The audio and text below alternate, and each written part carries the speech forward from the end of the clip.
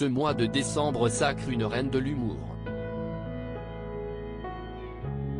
Anne Roumanoff célèbre effectivement ses 35 ans de carrière en montant sur la scène de l'Olympia de Paris, entourée d'amis, de consoeurs et de confrères, dont Elie Semoun, Nicolas Canteloup, Christelle Chollet ou encore Caroline Vignon. Cette performance sera diffusée sur C8 début 2023, mais CST sur TMC qu'on retrouve la drôlissime comédienne, le 6 décembre 2022, puisque les téléspectateurs pourront découvrir sur la chaîne Tout va presque bien, sorte de version augmentée de son tout dernier spectacle. Décidément, Anne Roumanoff n'a pas une seconde pour elle.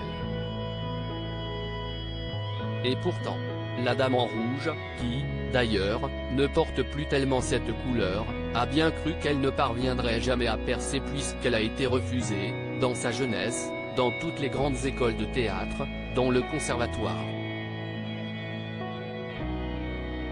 C'était un drame, rappelle-t-elle dans les colonnes du journal Le Parisien. Pareil avec l'école de la rue Blanche, j'ai raté le concours 3 fois. Au cours Florent, où j'étais l'une des plus jeunes, je n'ai pas été prise dans la classe libre. Éliminée dès le premier tour, l'humiliation totale. Chaque fois, ma vie s'arrêtait, je pleurais des jours entiers. Ça montre l'envie qui m'animait, quelqu'un de normal aurait arrêté. J'étais un peu dans un état de sidération par rapport à ce qui m'arrivait. Si est-il la voix de Sylvie Joly, résonnant à la radio, qui lui avait donné envie de prendre des cours de théâtre.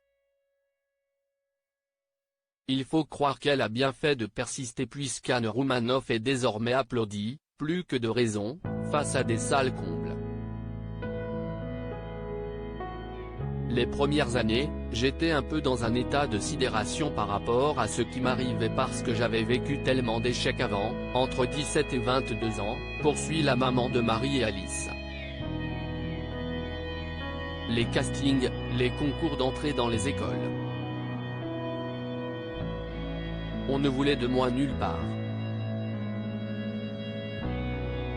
Même avant, d'ailleurs. À 12 ans, je n'avais pas été prise pour la série Papa Poule, j'en avais pleuré.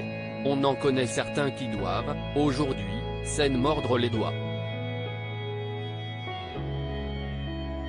Retrouvez l'interview d'Anne Roumanoff dans le journal Le Parisien du mardi 6 décembre 2022.